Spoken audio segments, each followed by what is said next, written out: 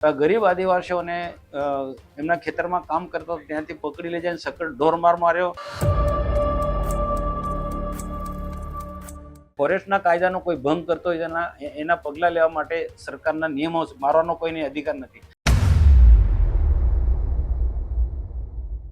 આ જંગલ ખાતો એક રાક્ષસી પ્રકારનું કૃત્ય કરી રહ્યો છે. હું એના સખત શબ્દમાં વખોડી કાઢું છું. ડેડિયાપાડાના બારખડી અને કામોડિયા ગામની ઘટના સામે આવી છે. ખેડૂતે તેને રોકવાનો અને મારવાનો આક્ષેપ પણ લગાવ્યો છે. જંગલ વિસ્તારને અડીને આવેલા ગામોમાં હવે આ વિવાદ છે તે ચર્ચામાં છે. મનસુખ વસાવા પણ વન વિભાગની કામગીરીને લઈને અકળાયા. વારંવાર એ જે આદિવાસી વિસ્તાર છે, આદિવાસી લોકો જે જળ, જમીન અને જંગલ સાથે જોડાયેલા છે, તે આદિવાસી લોકો અને વન વિભાગના અધિકારીઓ વચ્ચે બબાલના દ્રશ્યો સર્જાતા હોય છે. આખો વિડીયો જોતા પહેલા હજુ પણ અમારી ચેનલને સબસ્ક્રાઇબ નથી કરી તો યુટ્યુબ પર સબસ્ક્રાઇબ કરો અને ફેસબુક અને ઇન્સ્ટાગ્રામ પર ફોલો કરો.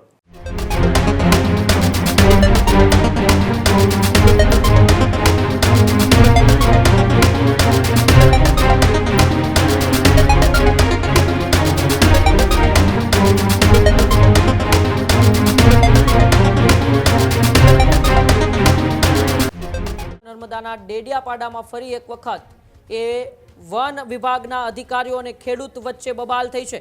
ડેડિયાપાડાના બારખડી અને કામોડિયા ગામની ઘટના સામે આવી છે.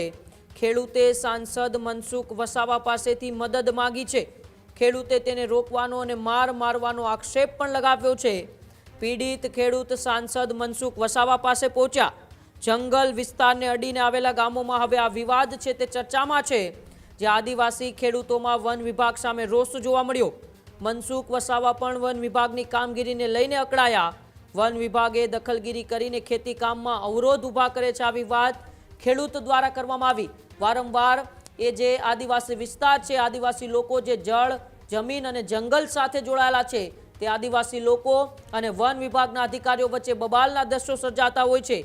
ત્યારે ફરી એક વખત વન વિભાગ અને ખેડૂતો વચ્ચે ડેડિયાપાડાના બારખાડી અને કામોડિયા ગામમાં ઘટના બની, જેમાં ખેડૂતે સાંસદ મનસુખ વસાવા પાસે મદદ માંગી છે. જેમાં સાંસદ મનસુખ વસાવાએ પણ એ પીડિત ખેડૂત છે તેમને સાંભળ્યા છે અને તેમની વારે પહોંચ્યા હતા. જંગલ વિસ્તારને અડીને અને બોર્ડરોમાં આવેલા ગામડાઓમાં પરિસ્થિતિ છે. આદિવાસી ખેડૂતોમાં વન વિભાગ સામે ઉગ્ર રોષ જોવા મળ્યો છે. મનસુખ વસાવા પણ વન વિભાગની કામગીરીને લઈને બરાબરના અકળાયા છે. ત્યારે આવો એ વન વિભાગની દાદાગીરીને લઈને ખેડૂતો શું કર્યા છે ને ત્યારબાદ મનસુખ વસાવા જેઓ ત્યાંના સાંસદ છે તે શું કર્યા છે, બંનેની પ્રતિક્રિયાઓ સાંભળી. નાંદોદ તાલુકાના કમોદિયા ગામમાં કે જે ગોરા રેન્જમાં આવે છે, એ વિસ્તારના ફોરેસ્ટર છે જે આદિવાસીઓ વર્ષોથી જંગલની જમીન ખડી એની પાસે દંડ પાવતી છે. આ જમીન નામે નથી થઈ, એ સરકારમાં પ્રોસિજર ચાલુ છે. છતાં પણ એ વિસ્તારના જે ફોરેસ્ટર છે એ ખુદ પણ આદિવાસી છે.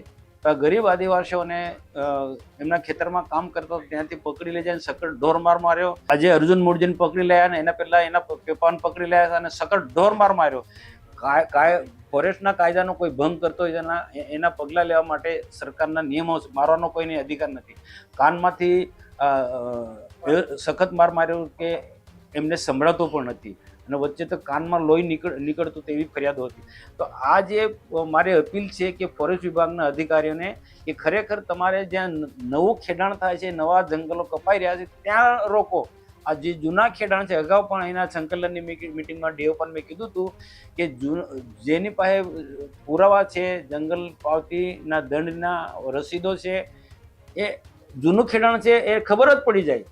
નવું ખેડાણ તમે રોકને કોઈ વાંધો નથી, પણ જૂના ખેડાણને રોકીને એવા લોકો આદિવાસીને સખત ઢોર મારવામાં આવે છે. આ જંગલ ખાતો એક રાક્ષસી પ્રકારનું કૃત્ય કરી રહ્યો છે.